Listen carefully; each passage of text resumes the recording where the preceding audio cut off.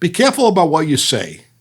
That's life lesson number one. And unfortunately, I'm on the internet, and of course, this is the cancel culture still exists. So I'm sure I'll be canceled, destroyed, vilified, tortured, called an asshole, probably a million and one things. But I think you got to always be careful if you're talking to a person you love. You got to be careful about what you say to them, because sometimes words, you can't take them back. And once you open your mouth and say something, you might want to pull it back and be real careful. Also, take care of your health.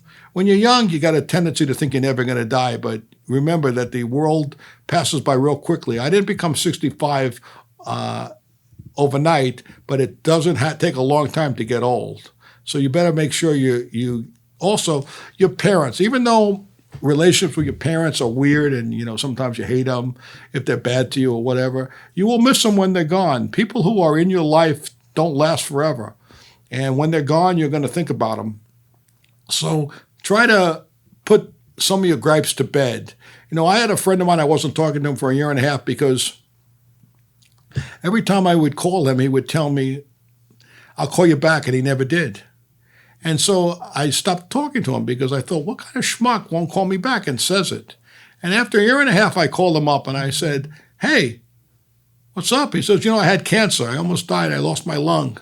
So what I'm trying to say is, here I am mad at him for this moment where he's not returning my phone calls, but my friend could have passed away and I wouldn't have been there for him.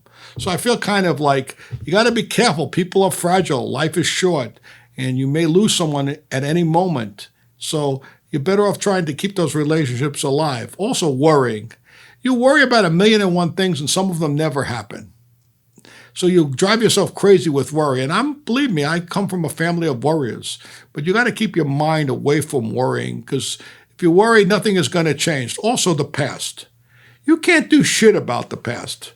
When your girlfriend asks you about your past, I wanted you to tell her the following thing. It's the past, sweetheart. It has nothing to do with us. Because the greatest miners of the past are your ex-girlfriends. They want to mine through every girl you slept with, everything you did, everything you bought them, and every moment you're with them. And then when they're mad at you, guess what? They're going to mention her name. And they're going to say, me. That's how you did it with her. So I suggest keeping your mouth quiet about your past. The best thing you can do really is just say, sweetheart, I love you now, and the past is the past. I wish I didn't have these experiences, but they made me who I am today. Now, my last statement about getting old, and it's just about getting older, is to make sure when you get married that you choose the right person. If you marry the wrong person, you're going to be in financial hole, paying money, seeing your kids on the weekends, and it's just going to be a harder life for you. If you're going to get married, you better make the right decision, and it's not an easy decision. Young people should be more careful about these decisions. Also, money. Money, when you waste money and buy shit that you don't need, it's stupid. Save your money. Put it away. Have money in the bank. It'll give you some security. A new car that depreciates, okay, looks good. You think you're going to attract people. But money is more security in your life. Also, I want to talk about men. You know that men buy all this shit like cars and houses and things. You know what they buy? Why they buy it? To attract women. They don't want no guy. You tell me how many guys just would drive a car, a Porsche or a Maserati, if a woman wasn't attracted to it. None of them.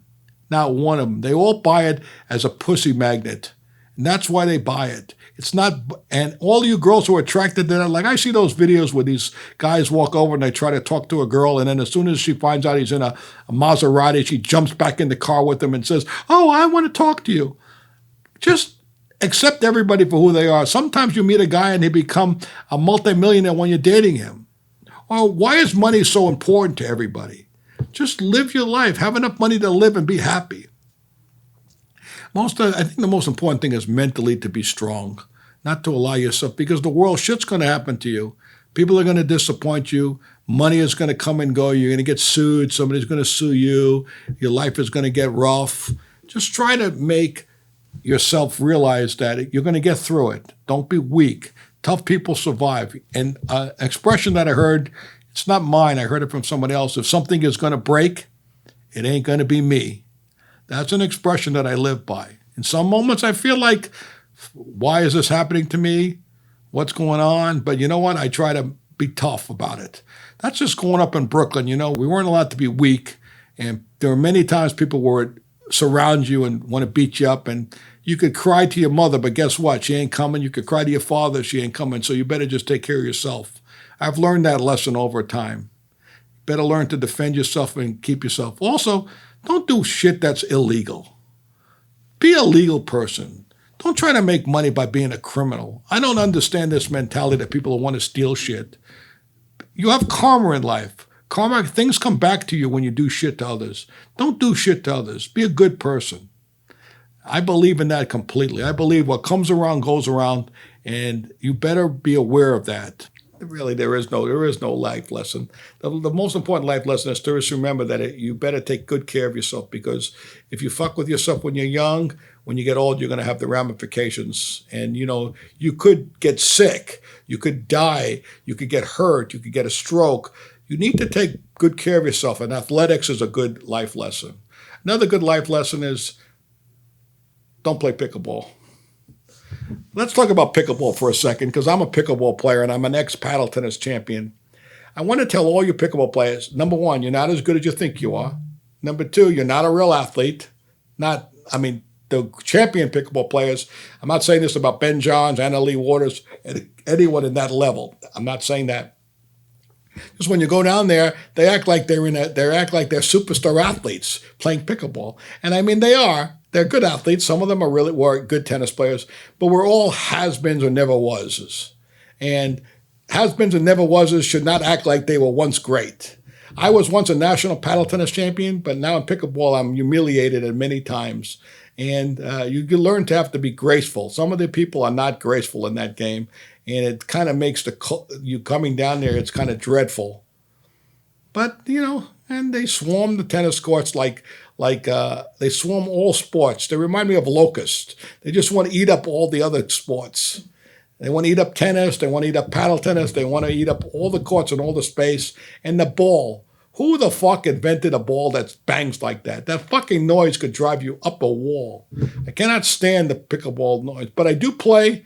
I'm not anti-pickleball. I'm anti the attitude of the people who play it. Get more humble.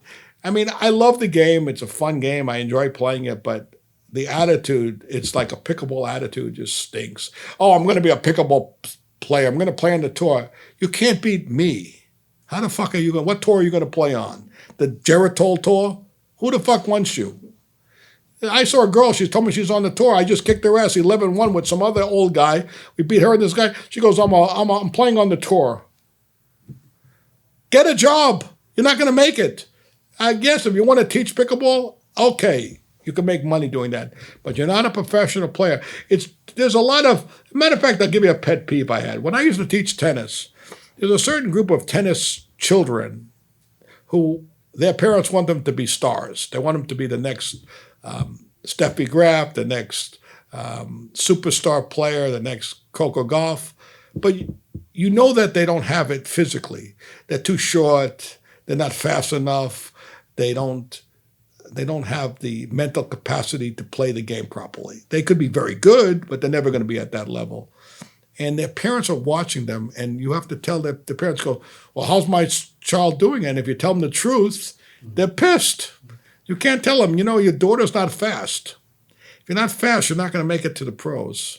You can't do that. They used to watch with pens and papers, taking notes, like this is a career move. I don't like it when people. I don't like also is I don't like the dedication that. It's going to sound bad. Sometimes I see parents, they sacrifice their whole life for their children. And I think that's a mistake. Because eventually the children are going to leave and move on, and the parent's life is over. And the kid doesn't really appreciate the parent as much as the parent thinks they do until the parent passes away. And when the parent is dead, they're going to go, oh my God, what a great dad I had. But while you're alive, you're basically going to get abused, not always, and you're an ATM machine. And you're never going to get appreciated the way you really should be for the effort that you put in, wiping their ass and paying all their bills. And all my family members dedicate their whole life to their children. And I understand that that's what parents are supposed to do. But it seems very weird that they're getting older and the kids are not on their own and taking care of themselves, still sponging off their parents in some way or another. Not all, but some. And I believe don't judge people by color, don't judge people by race, don't judge people by religion, judge them by how they act with you. If they're cool with you, be cool with them. Everybody is different. We are a melting pot here of all different cultures. A lot of these cultures will get along with you perfectly if you don't offend them and you just respect their culture. Love everybody. I believe in, that's one thing I can tell you, that I do believe that you have to have an open heart and you have to be good. And I believe in karma, and I believe if you do the wrong thing, you are really deceiving the world and you're going to have bad karma. Matter of fact, when I give legal advice, I'm going to say another thing. The most important thing your lawyer can do for you is give you honest legal advice. Honest, truthful legal advice. And if a lawyer gives you honest legal advice, that's all he can do. And something right from the heart, that's all they have to offer. When you're dealing with a lawyer, the most important thing is you have trust in that man and you believe in his word and that he's trying to do the best for you and he's treating you like family. A lot of people have a lot of song and dance and pony shows, dog and pony shows, where they act like they're going to do everything for you, but they're not being truthful to you. You got to learn to figure out who's an honest person and who's going to do the right thing for you. When you're making a decision about a lawyer, you have to have trust in that person's word. You have to believe them. Otherwise, what's the point of using them?